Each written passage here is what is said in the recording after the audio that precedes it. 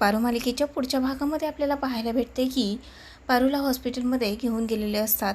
पारूला checkup करून पारूच्या रूममधून doctor बाहेर येतात. त्यावेळेस बाहेर प्रीतम, आदित्य आणि त्यांचे बाबा उभा राहिलेले असतात. त्यांचे बाबा म्हणतात की डॉक्टर, पारूची तब्येत आता कशी आहे?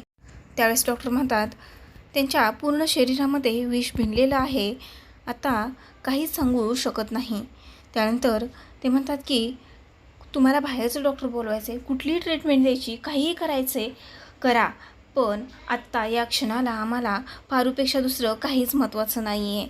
आणि त्यानंतर मग इकडे बाहेर तोपर्यंत पोलीस आलेले असतात आणि मारुती बाहेरच बसलेला असतो. मारुतीला ते विचारतात की तुम्हाला हा गुन्हा कबूल आहे का? त्यावेळेस आदित्यही तिथे असतो आणि आदित्य खूपच रागाने मारुतीकडे पाहत असतो. आदित्यला पाहून मारुती खूपच घाबरलेला असतो. तो दोन्ही हात इन्स्पेक्टरसमोर करतो आणि त्यानंतर इन्स्पेक्टर त्याला अटक करतात.